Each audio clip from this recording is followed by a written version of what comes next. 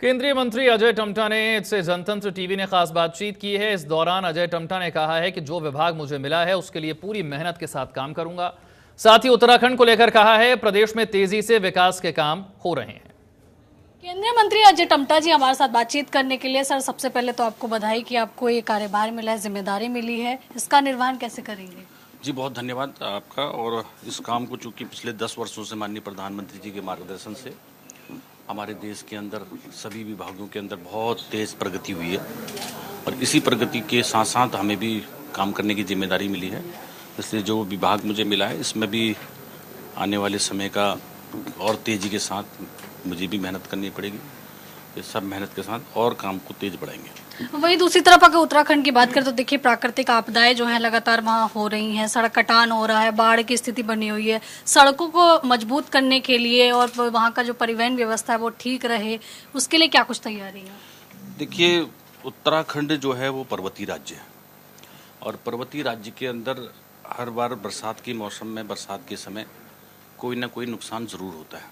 और जिस प्रकार से वहाँ पर उसका भौगोलिक परिस्थितियाँ हैं, जैसे सीढ़ीदार खेत है, जंगल है, ये सारी चीज़ें। और अब जो है ग्लोबल वार्मिंग के कारण से बरसात भी, जैसे पुरानी बरसात अलग टाइप की अब होती थी, अब तेज़ गति के साथ बरसात होती है, उसको हम खंड वृष्टि कहते हैं जी। और मैं अभी आदि कैलाश गया था और अभी बद्रीनाथ के लास्ट अंतिम गांव, भारत का पहला गांव माणा से आया हूँ। और लगभग सारे जो भी हमारी NH की रोड्स हैं, NHIDCL की रोड्स हैं, BRO की रोड्स हैं, ग्रिफ की रोड्स हैं और भी जो हमारे स्थानीय रोड हैं उन सबको मैंने देखा है। बहरहाल कल मैंने रिव्यू लिया है उत्तराखंड का, तो उत्तराखंड की जितनी भी हमारी भारत सरकार से संबंधित रोडें हैं वो लगभग खुली हुई है और कहीं पर भी बहुत सारा दिक्कत नहीं है।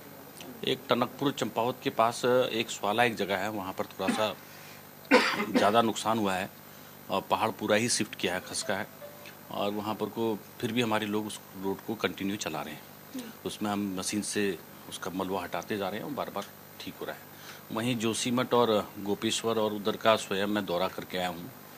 वहाँ हमारे NHIDCL का भी काम है और BRO का भी है। सारे कर्मचारी हमारे सभी लोग एक्टिव हैं।